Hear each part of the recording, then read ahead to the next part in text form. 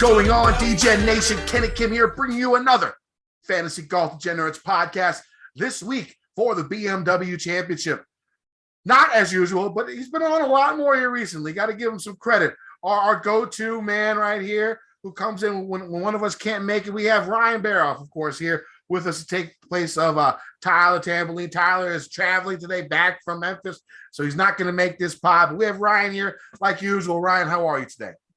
Doing good, man. It's good to have you back, and hopefully we can win you as much money as we won Tampa last week. Yeah, Tampa, of course, he had the Willie Z call last week. I've tailed him. Everyone in the world tailed him. We all got that W last week, which is really, really nice. Willie Z finally gets that win. Definitely saw it coming, but we were like, when is it going to happen? And Tampa called that it made sense with the new caddy, especially when you hear the caddy used to caddy for Ben Crane. His specialty is reading putts. That's this guy's specialty, who he has as his caddy now, and it paid off and it looked good. What'd you think of the event? I thought it was great. I didn't watch much of it until late Sunday, I guess. I was tracking a lot of it, obviously. But, with kids and work, I don't really watch a lot of golf during the week until the weekend. But yeah, like it just, after he shot 63 on Friday, it just felt like it was going to happen. And like even starting that final round, a couple shots back, like it was Spawn and Duncan, and it's like, yeah, they're not all going to play bad, but you just felt like he was going to win. And then the Cam Smith penalty to start Sunday, and he's now 4 back. And I was like, all right, if you can't win this one, it's probably not going to happen for a while. But I mean, Sepp Straka made it sweaty. There's no doubt about that. On that second playoff hole, when he hit that iron shot and had that massive club twirl, like that type of club. He did that a lot. He did that a lot. But I mean, that one specifically, you're like, wow, that shot must be good, and it was. Left himself about 7 feet, and then of course, what's his name? Zalatoris left himself about 14 feet, and of course, these are par putts too, because they both had to take a drop to get there, and then. You see, first off, you see Zalatoris make that putt on 18 during regulation, like about a 12-footer. And you see the 14-footer that came in. And then he made the right decision on that last playoff hole. I don't know if you saw it, but the FedEx St. Jude, they just released a tweet about an hour and a half ago. We're recording this around 7:30 Eastern Standard Time on Monday. They released a video of someone attempting Willie Z's shot if he played it in that little nook when it was by the brick and didn't go in the water. And it was one shot bounced straight back into the water is what happened to this guy. My guess is that probably would have happened to Willie Z as well. So that was a smart move. I'm sure everybody who had a Willie Z ticket was just screaming and yelling at the TV, like, please go back to the drop zone. Go back to the drop zone. Don't ruin it. And he did. Left himself nice 15-footer and drained that 15-footer for the win. Pretty impressive stuff by him with the putter. He still has that crazy little swing hitch going on those shorter putts, but overall with the arm lock and the claw grip and everything he's changed, he's been making a lot more of those pressure putts here. I would say in the last few months, you saw it at the majors. He just barely missed the one to get into the playoff at the U.S. Open or PGA, one of those two, where he just barely missed by an inch. We all saw it coming, and the putter was the key, and it actually worked out pretty well, really well for Willie Z this week. Other guys who performed well, what basically happened was once the back nine started, all the guys sort of faded away except for Straka and Willie Z. And Willie got the lead, the first 3 holes of his round. I mean, I think he went birdie, birdie, birdie, and took the lead from Spawn basically immediately and held on throughout the whole round. But Straka was there trying to kill our hopes and dreams. But luckily, Willie Z came through. Other guys, Finau, again, another top 5 finish. Really, really strong by him. You have, Mullinax out there, who's just been a birdie machine here recently, who just keeps going birdies after birdie. I think he's over 30% birdie or better percentage rate in his last 4 events. $6,200 this week. You'll see him soon in some of my stuff that we're going to talk about here shortly. Anybody else that catch your eye this week? Yeah, I thought there was a lot. It was it was pretty interesting because it was a unique group of guys who were up there, right? Like not just weaker names, but different skill sets. Like you have Zalatoris, who is the premier ball striker. Everybody expected him to be there. You had Finau, you had Morikawa, Rahm and JT played pretty well. Fitz played well, but then Lucas Glover was up there. Brian Harmon was up there. You called a little Lucas Glover last week, right? We had some Lucas Glover hate. Lots of Lucas Glover out there. On our comments. Yep.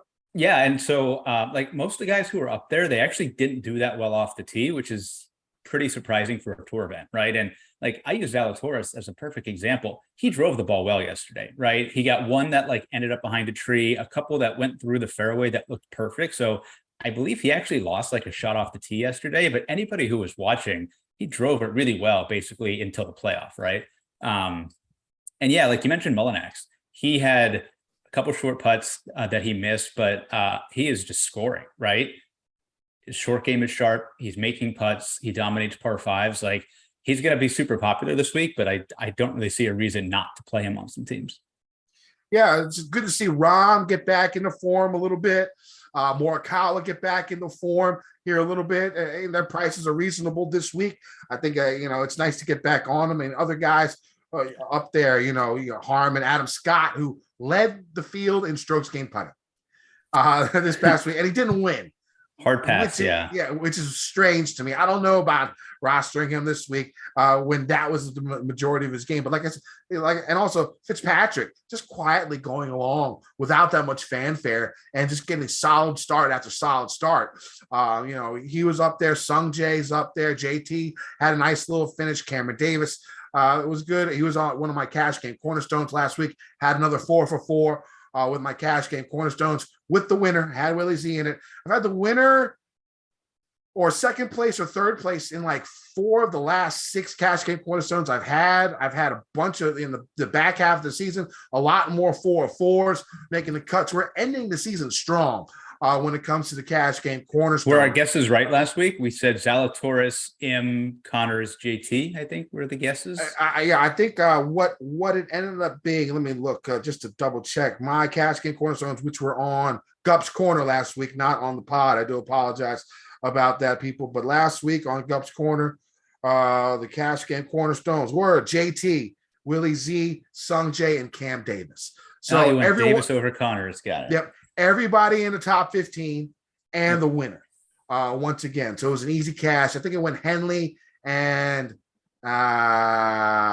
somebody else. I forget who as my final 2 spots. I think it was Henley and let me double check here. Russ was tough to miss the cut by 1, but missed the cut by 1. I had Henley and Moore to fill out the rest of my lineup. And Moore, he finished in 31st place, which was solid. Henley missed the cut. He was on the cut line, needed the birdie one of his last 7 holes. Yep. And he just couldn't do it. Had a bunch of 10 to 15 footers he just couldn't make. So, I mean, it didn't hurt in the long run. I was still, top 10% in all double ups with those. So we're going strong with the cash. And of course, Tambo had the Willie Z call for the win. So that's my 5th. I actually had that in my write-up as well. So my 5th outright winner of the year. I'm trying to get, I want 6. 6 is respectable. 8 was my goal. Okay. I'm not going to reach the goal. I want 6. And you can see by my betting card this week, I'm really, really trying for 6. Not my typical betting card, but we'll get to it. Anything else to talk about? Oh, the cam penalty. I thought the PGA got rid of this rule. It just doesn't make sense.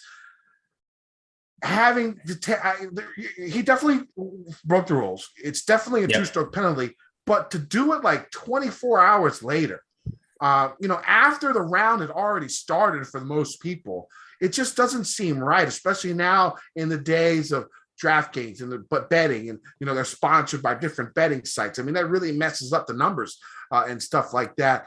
And from what I heard, the only way someone ratted him out. I'm thinking TV. Someone called it in. If either someone called it in on TV or somebody on the course did it and ratted him out. It's going to be one of those 2 options. And I thought the PGA sort of got rid of that. What do you make of that whole situation? I mean, he should know that rule. It's a stupid rule, but it's been a rule for a while. I'm guessing that they actually kind of noticed it that night, but waited until he came back so they could like kind of go over the video with him instead of like trying to call him at like 8, 9, 10 o'clock at night. I think that's my guess. Is it probably happened because they wanted to go over the tape with him, but because he admitted it when they brought him in, he admitted that he was on that line. Yeah. He vividly remembered he was on the red line. So he admitted to the rules officials when he came back in. And it's a stupid rule for that, but also like there's a different rule if your ball is on the line, touching the line, half over, like there are all different variations of it. But in that sense, when you drop, you need to drop out of the hazard. No part of that ball can touch the line. So do you think it has anything, you think his withdrawal has anything to do with that? No, not, I don't think he was happy about it, but I think he is, he's locked into a top 3, top 5 going into next week anyways. And if he is hurt at all, and this is going to be his last PGA Tour start for a while for $18 million, I guess he'll get healthy. Yeah, and I think this happened before. Like Webb Simpson was like 3rd going into the BMW, and he withdrew, and he ended up being 4th going into the Tour Championship. So it's not really going to affect him too much, I don't think. But of course, the big story is he's gone. Same with Leishman. The thing is, if he won this past weekend as the number 1 player in the world, and he leaves, that's a big loss for the PGA Tour. I mean, even now, he's number 2 ranked golfer. There's still a good chance it happens. Yeah. I mean, he does next week. He goes in, gets that W. He could be number 1. And then Scheffler, of course, who was my highest own last week. I enjoyed great in cheap EPs. Bounce back right this week at a cheap price. We'll see how that goes. But it's a mess with it. Everyone knows I'm sort of pro live. I don't even know if I call it that. I just don't mind guys going out and trying to get more money and better themselves and their families for future. I have no problem with the guys doing that, but you have to admit it is hurting the tour if these bigger names keep on going, and they're going to have to figure something out. Because not having Cam Smith, not having DJ, not having Bryson, not having Koepka, and they're trying to ban them from majors with the no world golf ranking points. That's a lot of golf that we're going to miss out. And it's not like LIV is going to go anywhere. It's here. It's here to stay. It's going to be around. These guys are already contractually obligated for the next, 4 years. And there's going to be more people that leave. I know it sucks. People are angry at them for leaving. I can't really be too angry at them for taking the money, but it does really make it tough on the PGA Tour to have quality events week in and week out, I think, personally. Yeah, the guys who are staying here, right, they're still going to have the same off weeks, and those fields are going to be weaker and weaker. I think you're going to see a shift in. We're going to get more of the Euro guys, which is kind of already started, right? We saw it with the Barbasol, the Barracuda. You're going to see more of it now next year as they're giving away tour cards. And I think you'll see more opportunities for the Korn Ferry Tour guys to come up, not just the guys who graduate with the fall. But I think you're going to see more spots open up for those starts. You're going to see more of the college kids get sponsor exemptions. That's what they need to start doing in order to keep those guys here versus going to LIV. All right, that sounds good. Let's move on from this past week and let's go over our listener league. Let's go over our tournament of champions. So we had our tournament of champions last week. Tyler will go ahead and get the prizes out. First place, Under Carter. This is a Fantasy Golf Insider avatar. Love those guys over there at FGI. Almost worked for him. Big fan of those guys. He came in first place with 498 points. Second place was Clap66, who won recently. So he's on a little bit of a heater, 475 points. And then Established the Run avatar, trying to get this money. 470.5 points. Those are your top 3. If you guys are in the top 3, reach out to Tyler Tamboline at Toe Tag and Tambo on Twitter. Throw him a DM. He will get you your prizes. Now, we also did have a regular listener league last week. And hold on, let me look real quick. And that listener league is going to be, the winner of that is going to be on our Tournament of Champions for next season. And the winner was D-Lo 8889. No avatar. 547 points. He started off with John Rahm, who was 12% on, of course, finished in 5th place. Matthew Fitzpatrick, another 5th place guy, 17.2% owned. Willie Z, the winner, of course, 30% owned. Good job there, Degeneration. Thigala, 4% owned, finished in 13th. Svensson, 1% owned, finished in 51st. And Andrew Putnam, that was a winner. That was a winning move right here. Finished in 5th. And, of course, he was hardly under – he was 2% owned. Shockingly, Svensson was less owned than Putnam. So we had 2% owned for Putnam. What'd you think of the lineup? Yeah, I mean, awesome to get the winner. Obviously, Fitz was pretty low owned for the price. Also came through with the top 5. But, yeah, the Putnam thing, he was a wizard with the putter and the short game. Not overly surprised because it's kind of what he does, and he's done it at this course when he finished runner-up to DJ a few years ago. On a heater right now. So, yeah, that was an awesome team. Sounds good. We'll go ahead and get what's his name? D'Lo 8889 into our Tournament of Champions next week. Tambo will go ahead and send you the invite. All right, that's enough of last week. Let's go ahead and talk about this week. Of course, we do have a new course, so lots to talk about. The FedEx Cup. So the second leg of the FedEx Cup playoffs has arrived as a top 70 in FedEx Cup points. Head to Delaware for the BMW Championship from Wilmington Country Club. Just like last year, we head to the BMW knowing very little about this course. Last year at Cage Valley, a lot of us were it was the same predicament. And the course ended up playing a lot easier than a lot of us thought it was going to play. I think a lot of that has to do with the fact that the PGA likes to set up new courses on the easy side. Add also the fact that the Western Golf Association works with the PGA on course setup for the BMW each year, and the winning score at this event has been minus 20 or better for the majority of the last 7-8 years. Now, even though Wilmington Country Club has narrow fairways and thick rough, I still expect the winning score to be close to minus 20, especially when you look at the weather. Not that much wind, should be soft conditions. The first comp course that comes to mind when looking at WCC is Firestone Country Club, where the likes of JT, Decky, and Lowry have won. The large bent grass green complexes mimic Augusta and Muirfield Village of it. So you might want to take a peek at that as well. Some other RTJ courses. I know they used to play RTJ for the Quicken Loans back in the day, like 2014, 2015. There's some other ones out there, but, they sort of gone away from the Robert Trent Jones tracks, basically on tour for the most part. Now, when it comes to, let's go ahead and get to the course. So Wilmington Country Club, 7,500 plus yard, par 71, 3 par 5s and 4 par 3s.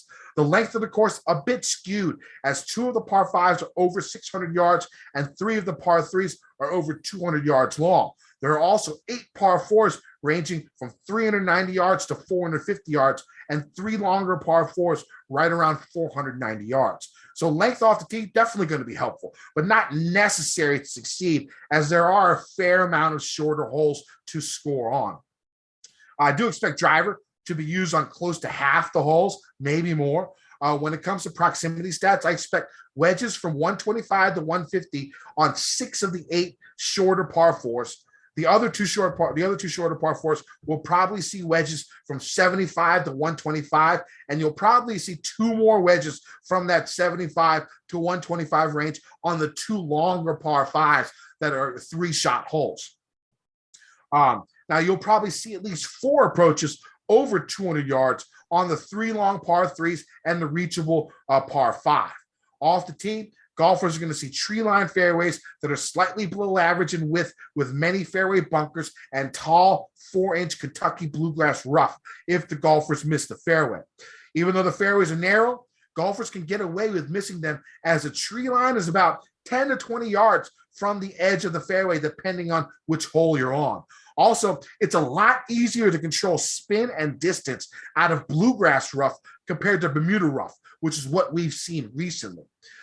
So as long as the golfers are longish and miss the trees and bunkers, I think missing in the rough won't be too penal.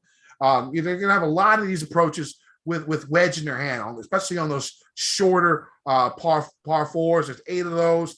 Plus, you got 2 3-shot par fours where even if you're in the rough on your second shot when you're laying up, you'll still have a wedge in. So, I'm not, unless you miss crazy wild, unless you're missing into the lip of these bunkers, unless you're in the tree line, I don't think the rough is going to be too much of a burden as long as you have a short iron in your hand onto these greens. All right, so on approach shots, golfers will see huge greens that are fast and undulating, tons of fairway bunkers, tons of greenside bunkers surround the greens, and there are some runoff areas on a few holes. If you exclude the 3 long par 3s and the 3 long par 4s, I'd expect a high green and regulation percentage on all the other 12 holes, which should help golfers with weak short games. Lag putting and 3-putt avoidance will be important on these massive greens. Water is in play on about 4 holes, and the bent grass greens should run around 12.5 on stimp. The wind looks calm all week with some storms in the forecast, so we could see soft conditions that are ripe for scoring. Ryan, what are you looking for in golfers this week? Still to be determined. I think. Yeah, I know, right? I think, anytime we come to a new course, you can make the comps, look at the yardages. It does seem like the rough is going to be up here a little bit, right? Like you look back at, I think last year Caves Valley is a decent comp to this. It's not going to be quite as easy. I assume it was really soft last year, and those guys, I think they made like 30 birdies, if not more. I doubt we'll see that. Probably a winning score of 18 to 20 under is kind of where we're going to land. Seems like everybody's playing the bomber angle. And maybe that's looking at just the scorecard yardages, or maybe it's that we have some par 5s. I certainly think that'll help, but if the rough is up, and we know there's a lot of sand, and I'm sure these greens are going to be very, very quick. I still think there's going to be a premium on more of the total driving, where you're going to have to hit fairways as well. So, I think when we talk about players at the top, I'm going to gravitate towards that kind of bomber model. But as we go down the board, you mentioned other Robert Trent Jones courses here. Troy Merritt won when it was here, not this course, but the other Robert Trent Jones here that they played the Quicken. Obviously not a long hitter, but he hits a lot of fairways, hits a lot of greens, putts really well. So I think there's going to be different ways you can get it done this week. Yeah, if you're not that long off the tee, good drive percentage is something that you might want to look at, because these fairways are narrow. They are going to be missed. So you are going to, good drive percentages, your driving accuracy, plus when you miss the fairway, how often you hit the greens. That's a good drive percentage. I think that's something that you can look at. I think birdie or better percentage, your classic stuff. Approach game is going to be the key. I think one thing you can sort of shy away from is the short game. I don't expect that to be that big of an issue this week. I don't think if your guys are missing these 8,100 square feet greens, there's a problem already, no matter where they are, on their approach shot. It's going to be an issue. And you've seen this before on courses with, longer rough, that, you like to have a wedge in your hand. And so again, that's good. That's probably why the bomber angle has been popular. But again, I don't think you need it. I think you can get by with accuracy off the tee, and maybe, if they're a little bit shorter, looking at like 125 to 150, 150 to 175, something like that, good with longer irons, because of course there are those 3 200 plus yard par 3s. And of course you're going to have one when you 200 plus approach on that par 4 that you can reach into. Anything else that you're keying on? Bent grass putting, of course. Anything else catch your mind? No, I think I'm not going to overthink it. I'm like, we've seen year in and year out guys carry form throughout the playoffs. I'm not looking for someone who's been, like Sepp Straka, who's been off all summer, to randomly pop up and win or top 5 this event. I think you're going to see a lot of the big guys up there. I think you're going to see a lot of the same names continue to play well. So I'm just not overthinking this week. All right, let's get to these tiers. Let's go ahead and start up top. We got Willie Z all the way to Rory, since Cam Smith withdrew. How are you going about this range here? Yeah, this is a tough one. I think you have to start with a decision on probably Rory. He was very popular last week. I think I had a lot of them last week, but I think if you look at it, how he missed the cut is alarming, right? It was his worst off the tee. So he actually lost strokes off the tee. If you had to guess, when was the last time Rory lost strokes off the tee in a golf event? It has to 20 events. Players Championship 2021. So yeah, more than that. Yeah. It was his worst by far. Accuracy was horrible. He was just missing every fairway, right? So that's a little bit concerning. He hasn't been great right after his worst off the tee rounds, right? Because like for Rory, he goes as his driver goes, right? If the driver's bad, Rory's bad. I have trouble going back there this week, especially at the price. Also, you know, he's been putting really, really well. That can mask a lot of other stuff. And quite frankly, these are greens that he's never seen before. Nobody's seen them, but he hasn't seen them. I don't expect him to putt as well as he's been putting lately either. So I think with that, he's going to be a cut. You have to think he'll probably be the lowest owned in the 10K range, right? I don't know. People love playing Rory, so we'll see. Yeah. He very well that could be 70%. It's crazy 60%. Though, because he was the highest last week, right? And then he's going to go down to the lowest. So you know, I think Zalatoris is going to get a bump down just because he won, right? People got their money and he's now priced up 1,000. I don't think he's going to be as high as you think, but for me, I'm very keyed in on the other two, Rahm and JT. Yeah, we're on the same boat, and I expect them to be the two highest owned. Go ahead. So again, I think when you look at it last week, they were the two lowest in the 10K range for price, right? They were 10-2 and 10,000. I think numbers 6 and 7 last week. Now they're number 3 and 4, but we lost Cam Smith, so they're really like number 2 and 3. But just look at the body of work last week. The ball striking for them was there. They got better as the weekend went on. Jon Rahm gained strokes approach in all 4 rounds. He has not done that since the Tournament of Champions in January. And not to make excuses for him, but his wife just had a baby. The timeline kind of matches up. You know, he's been kind of dealing with that all year since January. I assume they got pregnant like around the holidays. It's kind of how my math works out. That's all done now. And he played well and he gained strokes around the green and he drove it well and he putted fine after one bad day. So I'm going to be pretty much all in Rahm and JT. The good news is with the pricing this week and with the no cut, you can very easily get them and still get another 9K guy if you want. So you can really do whatever you want this week. Yeah, I mean, especially with the pricing, 10-5 being the highest price golfer, there's a lot you can do. You know, I'm going to play JT and Rahm. JT's my favorite. Rahm's my number 2. I'm going to be playing both of them heavily. But, you know, I'm not sure what I'm going to do with the other two, just because I like the 9K range so much. I might just stick with those two up top. And let's move on to this 9K range. Yeah. I have three of my cash game cornerstones are going to be in this range. And the way I'm going about cash this week is, you know, I want 3 guys up top that I think can win. Okay. 2 guys in the 7K range that I think are top 5 and 1 punt play. There's no cut. You'll get all 4 rounds. You guys probably already know the punt play. I already talked about him earlier with the 31% birdie or better percentage in his last 4 events. You probably already know that one. But the 3 I'm going up top, I'm going Finau. Just too hot. Guy's playing incredible golf. He has that winning feeling. You know, he's long enough where, you know, I think he could do well. We'll have short iron in his hand at all times. He's really good at those short par 5s. Good drive percentage, solid 3-putt avoidance, really good actually for Tony. So I like Tony a lot. He's my first cash game cornerstone. My second cash game cornerstone is going to be Xander. Xander's actually, he's one of the best on par 5s over 600 yards, one of the best on par 3s over 200 yards. You're going to get 5 of those holes, you know, each day. Of course, his iron game has been really solid. 3-putt avoidance, good drive percentage. He's you know, all of it's solid. I think I bet him as well. I think I bet him at 16-1. I really, really like Xander this week. I think Xander's actually going to go against my normal cash mind frame where, you know, usually when I have a cash game cornerstone, I never go more than 20% on him in GPPs. I think that's going to change. I think he's going to be at least 30% from me. I love Xander. And my third cash game cornerstone is Morikawa. We saw life from him.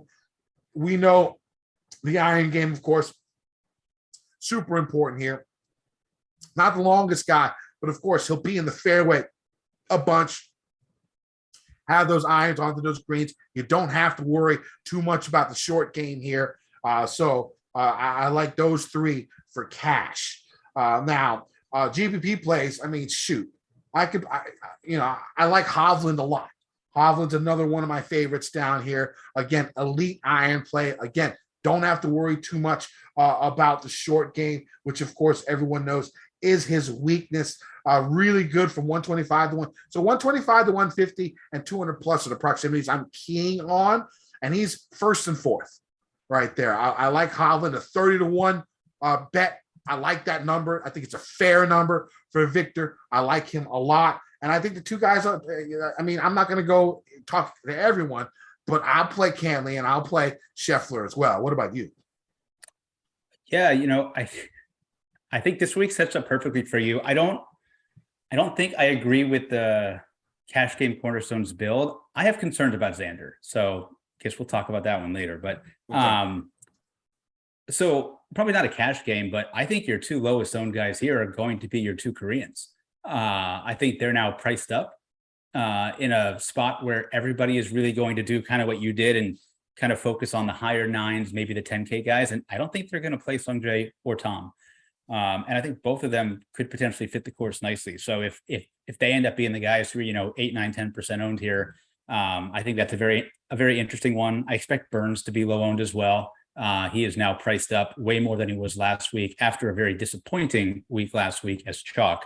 So for GPP, I would kind of go there. You mentioned 3 cash game cornerstones in the 9K and didn't take world number 1. Yeah, no, I didn't. But I'm going to play him in GPPs.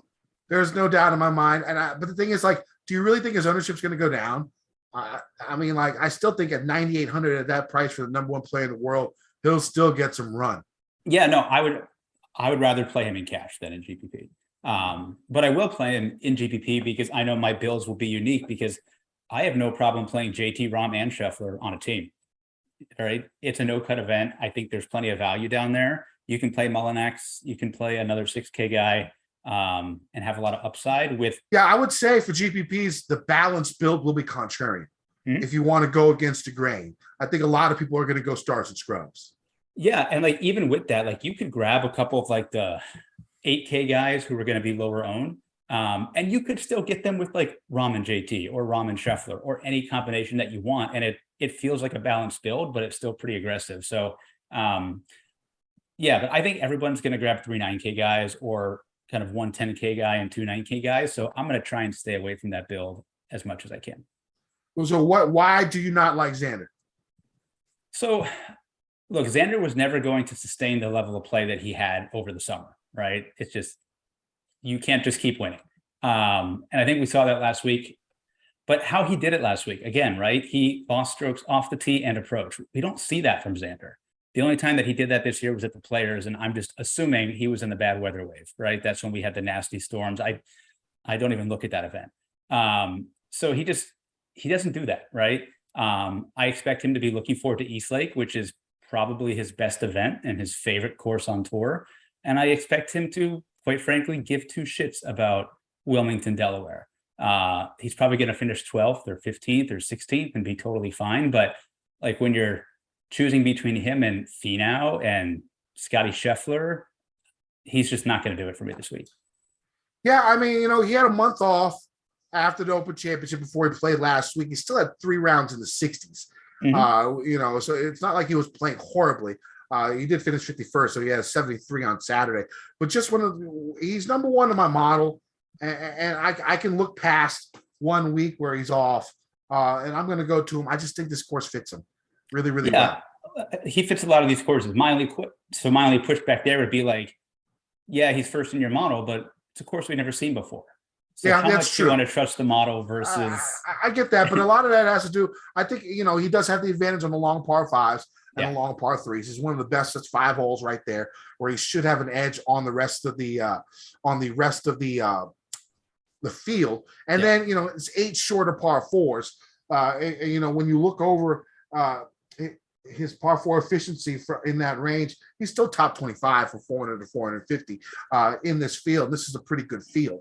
So he's well above average in that. good drive percentage is high. I like the way I can go 1 week off. I don't know how popular he'll be, but I think it helps that he's $1,000 cheaper than he was last week. Yes. I felt like even as he was playing well, like I felt last week the price was it was prohibitive. Like you were not going to pay 10-6 for him. So at least now he's back where you used to him be. So now, if you are not a fan of Xander in cash, I did have another option where you can go JT Young. Bingo. So if you want to go JT Young, Finau, and Mullinax, of course, who will be my final cash game cornerstone. Yeah. That works price wise too. It's the same price. Plus, wasn't JT your favorite? Play your favorite. JT and Xander are my two favorites. All right, so I'm saving JT for GPP, so he can be my highest owned. There you go. Probably throw him at like 45%.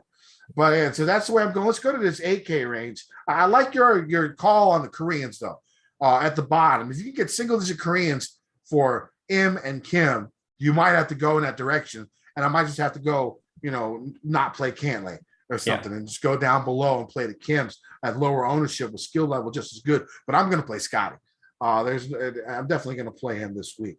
Yeah. Let's go to the 8K range. Of course, Cameron Young is going to be the darling this week. What do you make of Cameron Young? Because I thought about it. I think did I bet him? I think I did bet him. But I'm not sure. We'll have to see, because I think he's going to be one of the more popular plays on the board. Yep. Like the most popular play. Close. In this range, yes, he's going to be the most popular play. And I think, like you mentioned, there's a lot of different variations of teams and players that can get you there, where he's probably your third guy in, right? Even for some, he could be your fourth guy in. If you do start kind of lower and play like a Finau, Xander, Fitz team, right? He could be your fourth guy in. I do think he's going to be popular. I think people are playing the bomber narrative. He's popping up on like Data Golf. He had a really good ball striking weekend, a really good Sunday. All of that is going to push him up, I would say 20 to 24% this week. Yeah, I think he gained strokes. I think he gained 4 more strokes in both approach and off the tee last week. I think he lost 5 or 6 putting, is what it came down to. Yeah, so he's definitely going to be the best play there, just overall for cash. I also bet him. I think there's a lot of there's just a lot of good pivots here. I don't think anybody else here I don't think anybody else here is going to be 15%. Spieth will be exceptionally low. Lowry will be low after burning everybody. Neiman is interesting because he was the one guy who actually played really well last week, but now he's priced up. But I think he's only I think 500 more than last week. Yeah, but everybody else at the top is now lower, right? Like everybody, I think there's more value there, and it's going to be hard to get here if you're playing multiple guys up top. But Neiman makes a lot of sense. Homa, I have concerns about because the iron play just hasn't been as good. Obvious concerns about Matsuyama, but if you want a very low-owned guy who fits the course perfectly, play him. But there's a withdrawal risk. It's a no-cut event, so I don't know. And I think Hatton, Connors, and Wise all fit really well here. Ironically, I think Wise is probably the one that I would target more than the other ones. I just think he has more upside. He's a birdie maker. I think Corey Connors will finish 25th. I think Hatton will finish 25th or 28th. Wise could finish last or 6th. I would rather take that volatility there. Yeah, I'm a fan of Wise. I like Wise a lot in this 8K range. I like Neiman a lot in this 8K range. He has the length. His iron play, is well above average. Tons of birdies. I think Lowry's going to be my low-owned play up here. If there is any type of comp to Firestone, which is what I've been hearing, he's won there before. I think you might be able to get him single-digit owned, like 8, 9%, 10%. So I like Lowry as maybe a pivot off Cam Young. Homa interests me as well, just because of how good he is on the longer par 3s and the longer par 5s. But you're right, his iron game has been iffy, and you're going to need a lot of good iron play here this week. So we'll have to see for that. But I like Hideki. I'll be playing Hideki a lot. Hideki, Lowry, Wise. Those 3 guys, and Neiman. Those 4 guys I like a lot in this range. And I'll be playing a lot of those guys. Let's go into the 7K range. Why don't you go ahead and start? Yeah, for me, there's two that stand out. One is a cash game play. There's a cash game play last week, Cameron Davis. I think there is absolutely no reason to stop playing him. He's in my cash lineup. He's number 5. Not one of my cornerstones, but he's number 5. Cheap, hits the ball great, scores. He can do it a lot of different ways, right? He's an excellent long iron player. So if it does end up playing longer and you have those approaches from 175, 200, 225, I trust Cam Davis quite a bit. He has some really good spike weeks with around the green and putting. Putting more kind of round to round than week to week. You know, he'll gain 4 one day and lose 3 the next, but he does it while making birdies. So he is by far my favorite cash game play there. And my favorite GPP play, who I think is going to go low owned despite having a really good week last week, is Brian Harman. I think he's priced up a little bit here for what he is, and people are going to play the bomber narrative. People are going to play Cam Davis and not click Brian Harman. But that's a guy who is streaky as hell. He just gets it done on a lot of different golf courses. And if you just kind of look at the year that he's had, he's somehow like 20th in the FedEx Cup without even having a win, or I don't even think he has a runner-up. But if you just look at his stats across the year, it is just green across the board, right? Like, we know he's got a good short game. We know he hits fairways, but like, he's just consistently been gaining off the tee and with approach most weeks. He was great last week, finished 3rd. So I will definitely go back to Brian Harman in GPP. Yeah, he's 17th in the field in strokes gained tee to green in the last 50 rounds. And this field is a really strong field. And he's the type of guy you would trust on a harder course. Like, you want a top 10 or top 15 for this price tag. Like, he's one of the first guys you'd pick there. Yep. Cameron Davis, I'm definitely a fan. I think I might get back on Pendrith. One thing I've noticed about Taylor Pendrith is, we know him as a bomb, but he's been playing some courses in this little run that he's had in the last 2 months where he's just been top 25ing everything. There's been some courses there that really aren't bomber type courses. Last week he played well the first couple of rounds, was up there. I think, near the lead after day 1. He fell apart over the weekend, but that was on a course where I don't think it really played to his strengths. This one, I think, could play to his strengths a little bit more, pound it out there, wedge it up, make your putt. That seems like something that he can get done. So I like that. Thagala, another guy who gets hot and sort of can be streaky, had a really good finish last week. He can make a bunch of birdies, and he can make birdies in bunches. So I'm a fan of him. Down here, if you go a little bit more down to 7K, I think if you're going to go off the board, really low ownership, Noren, one of the better putters on bent grass out there. He hasn't been playing well, but I mean, you hope that putter sort of comes together and does well. He's really good on the longer par 3s, 3-putt avoidance. He's solid. So I sort of like Noren down. I'm sorry, he's 6,900. So I'm going a little bit ahead of myself. Other guys in the 7K range, I play Riley, and I like Davis a lot as well. So I'll just keep and Mito down here at 71. He's a stat monster. If you're looking for stats, he's up there. He's solid. Top 10 on my model. I'll have to dig a little bit deeper as the week goes on. But right now, he looks good. We'll see if I end up playing. Yeah. Pretty similar. I'm still thinking on Pendrith. Like you said, last week, not a good course fit. This is a course fit. My concern with Pendrith, obviously, is it's now going to be 6 events in a 7-week stretch after coming off an injury.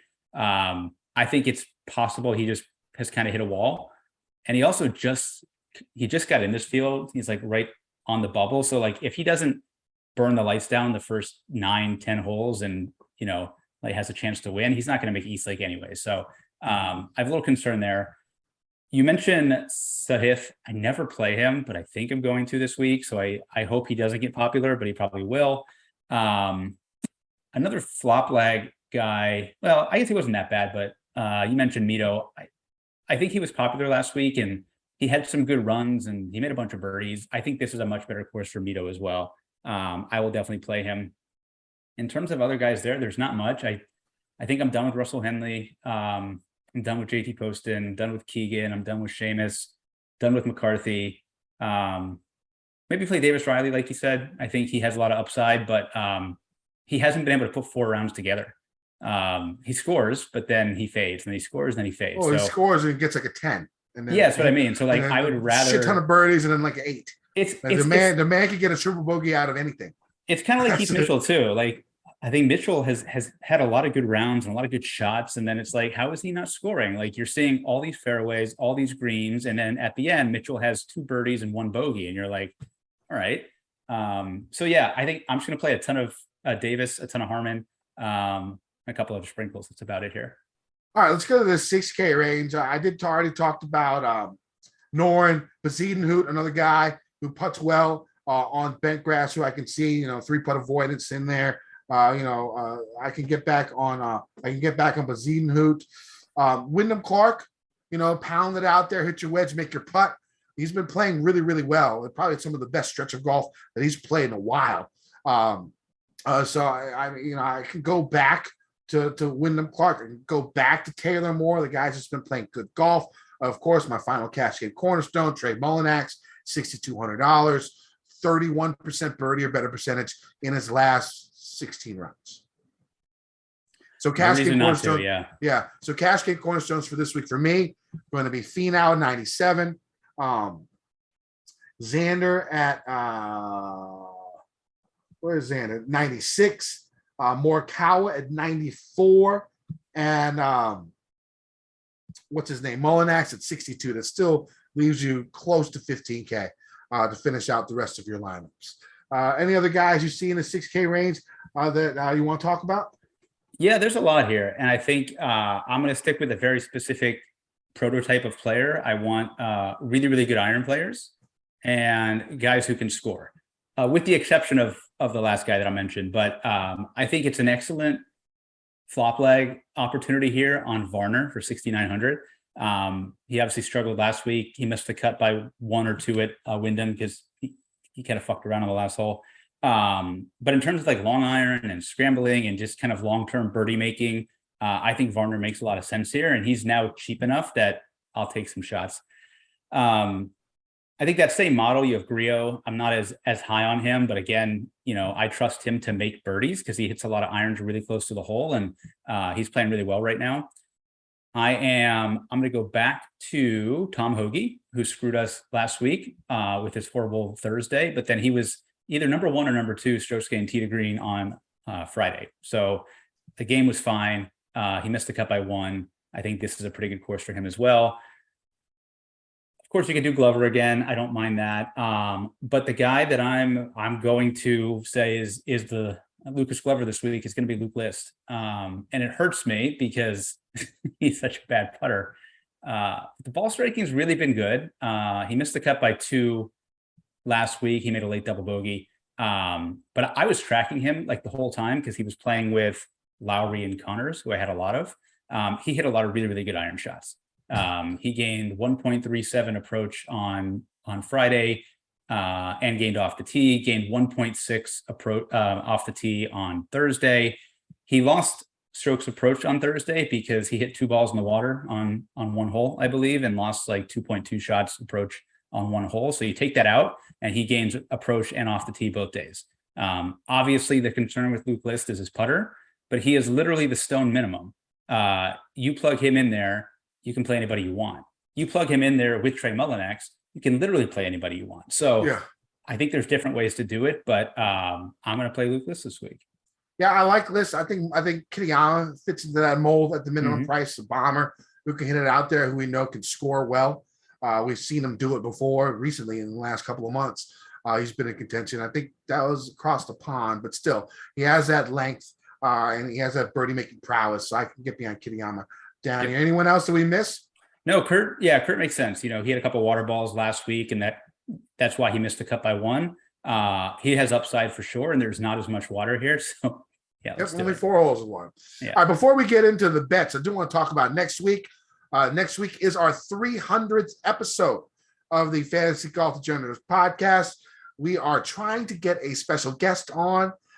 So for all you OG, triple OG Fantasy Golf Degenerates fans, go get on the Twitter, start tweeting at BMess, trying to get Brad on for our 300th episode next week. He says he thinks he can do it, but let's try and get him past the threshold. Everyone send him a text, send him a tweet saying how much we want him on this milestone show next week. All right, let's get the bets. My betting card this week is tighten up top. It's going to be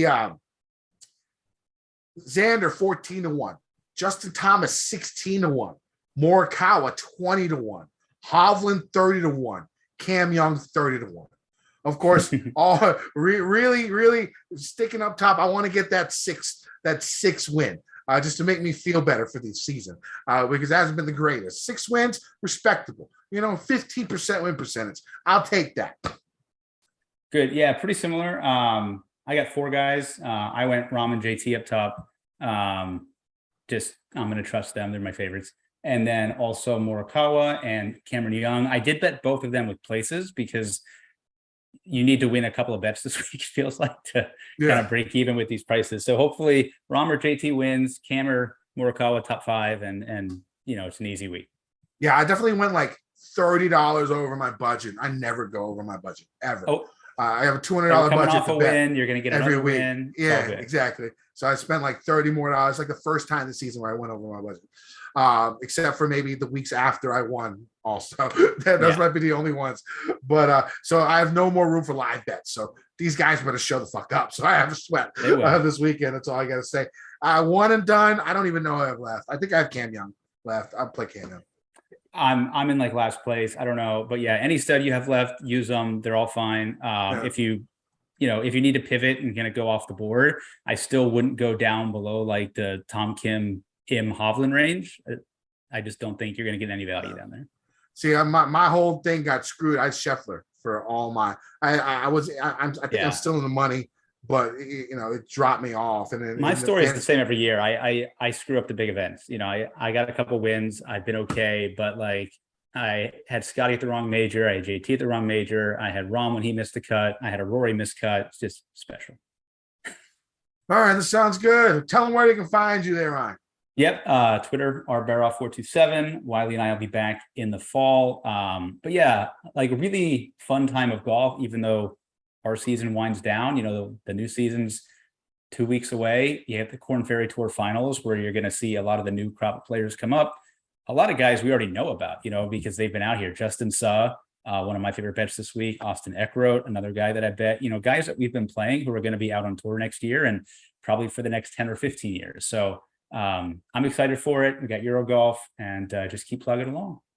Yeah, if you've been betting Goddard, you might want to throw him at the K. I think 33-1 is the number. Yeah, I mean all these guys, right? Like most of them are going to have at least some status next year. Goddard, he could very easily earn his card, and you'll see him every week next year. But all these guys are going to get a bunch of starts anyways.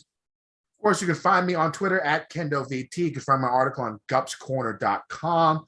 I already sent the article in, my course preview in. I'll have my cash game cornerstones, an update to the course, final betting card, favorite GPP plays coming out Wednesday on Gups Corner. Use promo code Kenny, save yourself 30%. All right, so we're into the last week, last weeks of the season. It's the playoffs. It's the playoffs, baby. Let's win some motherfucking money, DJ Nation. I've been getting dirty money, Jordan.